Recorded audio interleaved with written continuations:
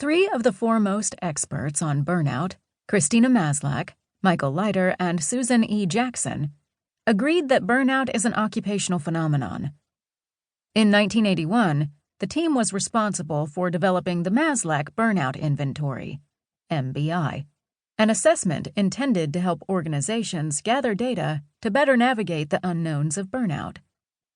40 years later, their findings would become the basis for the WHO announcement. Maslach, Leiter, and Jackson defined burnout as a psychological syndrome emerging as a prolonged response to chronic interpersonal stressors on the job. The three key dimensions of this response are overwhelming exhaustion, feelings of cynicism and detachment from the job, and a sense of ineffectiveness and lack of accomplishment. Although these three dimensions, exhaustion, cynicism, and professional efficacy, helped us understand the negative outcomes of burnout, it remained a challenge to reliably detect them in ourselves and others.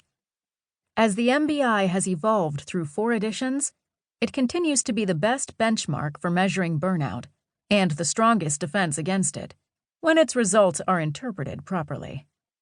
However, leaders often struggle to administer the MBI correctly or interpret the MBI's findings, rendering their best weapon as useless or even harmful.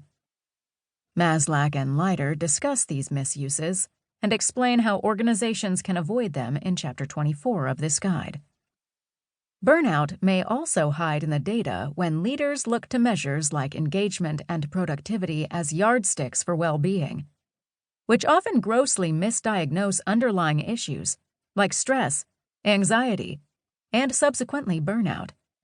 High performers are excellent at meeting productivity goals and often self-report as engaged even when they are highly stressed and burned out.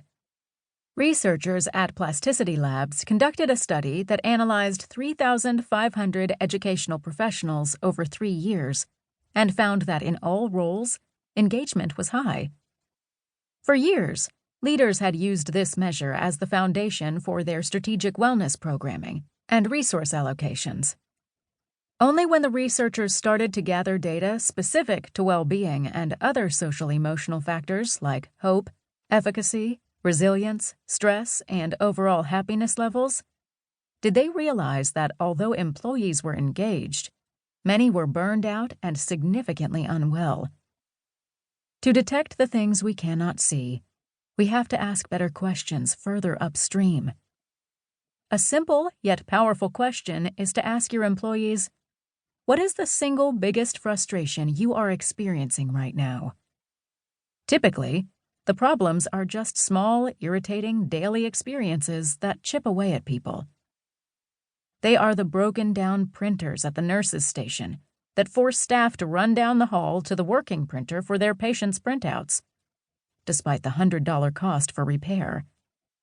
They show up in coffee you have to pay for in the break room because times are tight. They appear when working from home means you have to post to Slack every time you take a 5-minute break.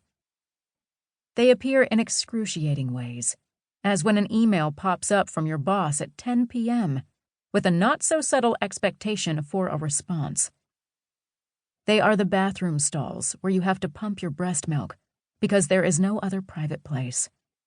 They are the empty parking spots you drive past, reserved for VIPs who never use them, and the exorbitant budgets for things you can never use.